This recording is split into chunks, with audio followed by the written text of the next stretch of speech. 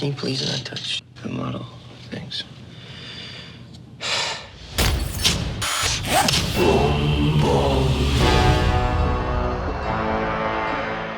Hello there, that was a clip from American Animals. I am Christy Lemire, that is Alonzo Duralde, that is Ben Mankiewicz. We are sometimes What the Flick.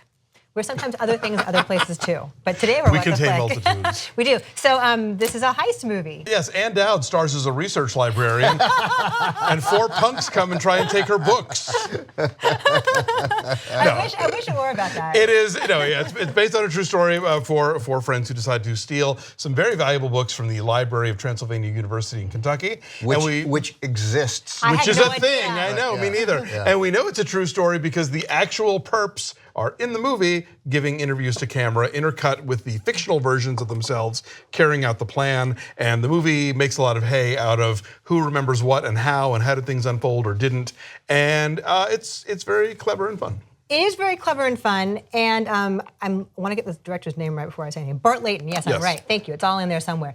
So Bart Layton did a documentary called The Imposter, which was also really fun and playful and toyed with perspective and toyed with the notion of truth. And he takes those technical approaches and that skill and applies it in a really fun way to this kind of fictionalized story of a real story in a way that reminded me of Bernie a lot of times in terms of cutting in real people. The Richard I was thinking about Bernie. American Splendor, but same that too, thing. right? Also an American movie, but like the toying with the notion of memory and perspective and who's telling the truth and mixing in the real people and the fake people. And it's edited so well. It moves really beautifully. Yeah, it's funny because first of all, I then read this big Vanity Fair article on the heist, and right at the beginning of the movie they do a clever thing, which I'm sure has been done before, but it says based on a true story, and then they scratch out everything just as a true story, and it seems to me based on that Vanity Fair article that probably somebody read that, maybe Bart Layton, who also he wrote and she wrote too, and so he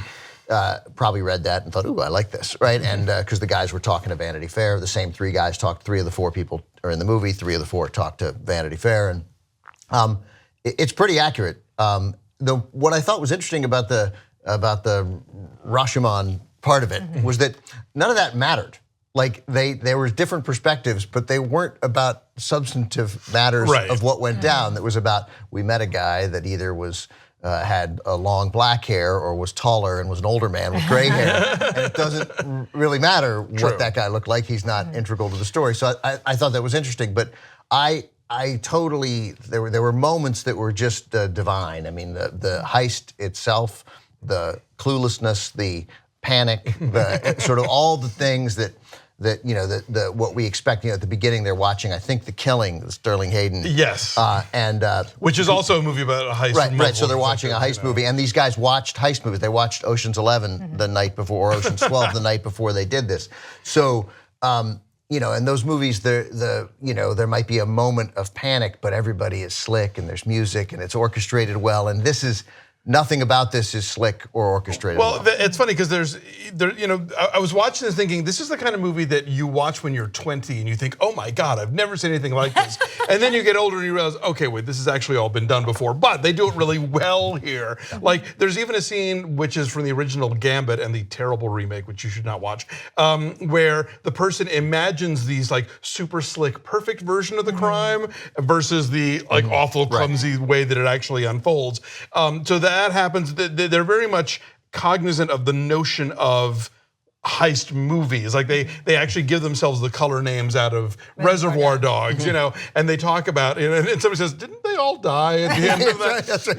But also to the extent they use a little less conversation, which is used very prominently in Ocean's 11. So to that extent, the tiny little Easter eggs The there. music was great too, also really, really good music. My wife she was doing something else, I was watching it on the compuper, and a couple times she was like, the music's very good in this, I like this. I like the soundtrack. Come watch the whole thing, the whole thing is the performances are fun. I'm a fan of Barry Keoghan ever since Killing of a Sacred Deer, and he did very convincing American accent here for an Irish actor. And Evan Peters, who was the scene stealer in X-Men: Days of Future Past, because he's Quicksilver, is he does a lot of American Horror Story stuff. He is, and he's got this really squirrely presence, and he is like a classic heist movie character in that he's not nearly as sharp or organized or with it as he pretends that he is, or convinces himself that he is, and he thinks he's the mastermind of this, and he's actually really volatile, and that's really exciting and really funny and really tense to watch. But and then it's excellent casting, and his performance was good because the real guy who we sort of see a ton of is also he's also like. He also like clearly is volatile, but incredibly charming. Thinks that he's more. I like Blake Jenner a lot. Yes, I always like him. Yeah, no, he's good. I liked him in Everybody Wants Some. He kind of reminded me of. Actually, I was thinking about Bottle Rocket a lot during this movie. Oh, interesting. In terms of like young people getting in over their head doing a heist they're not really ready to do. And so he sort of reminded me of like Future Man.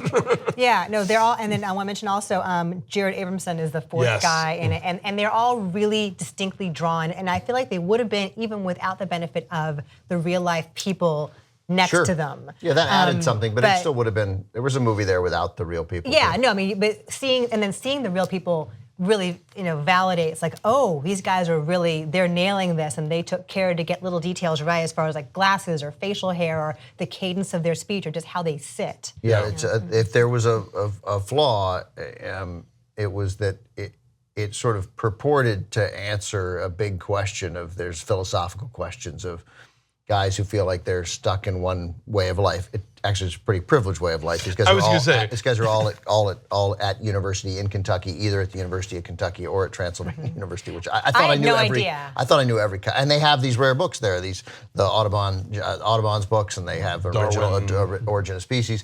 Again, it's a true story, but that it sort of purported to answer these big questions of why, and there is not a satisfactory answer. Probably because there is no satisfactory answer. There's a little bit of bored white male privilege going on, but it doesn't undercut the humor of the film, the energy of the film.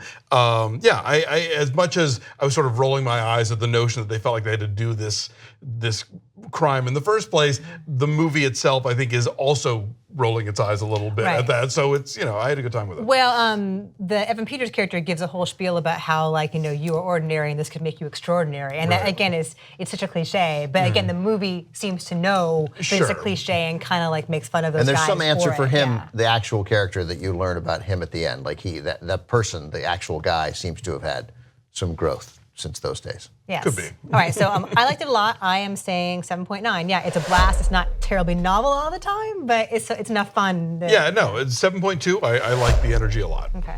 And Ben gave it a 7.8. That's right.